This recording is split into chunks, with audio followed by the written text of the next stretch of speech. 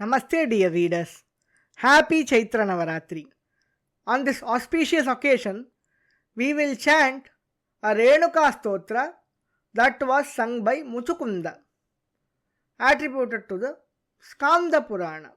Muchukunda Uvacha Anatham Akrita Prajnam Ajnanatimiravritam Moha Pankani Magnancha Mamuddhara Sureshwari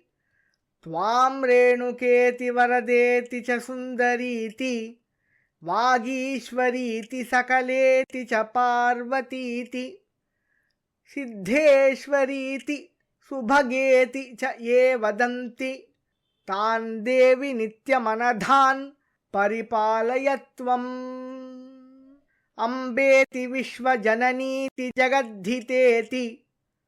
विद्येति धर्मनिरतेति परात्परेति आद्येति वेदजननीति च ये वदन्ति तान् देवि नित्यमनधान् परिपालय त्वम् त्वां वेदशास्त्रमितिहासविनोदिनीति ब्रह्मेति ब्रह्मगमकेति शुभावहेति विश्वेश्वरीति कमलेति च ये वदन्ति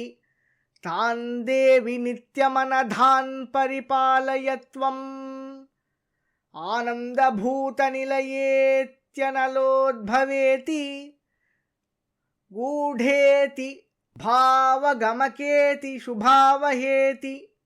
विश्वेश्वरीति कमलेति च ये वदन्ति तान् देवि नित्यमनधान् परिपालय त्वम् नित्येति दिव्यचरणेति महाव्रतेति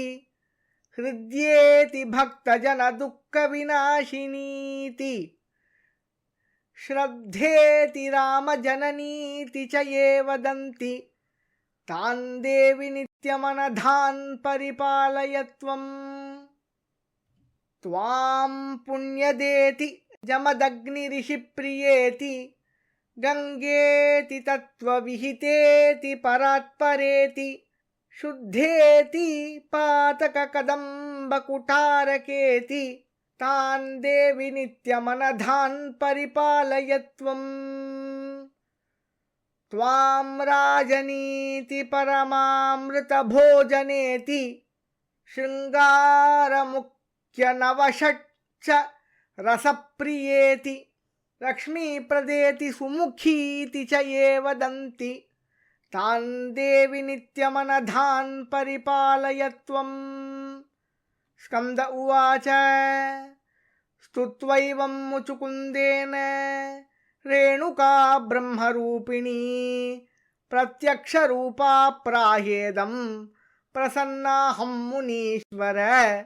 देव्युवाच मुचुकुन्द त्वया तुल्यः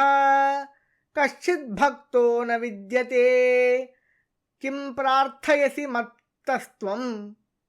ब्रूहि यत्तेऽभिवाञ्छितम् मुचुकुन्द उवाच त्वद्भक्तिमतुलां देहि देवि त्वं विश्वरूपिणी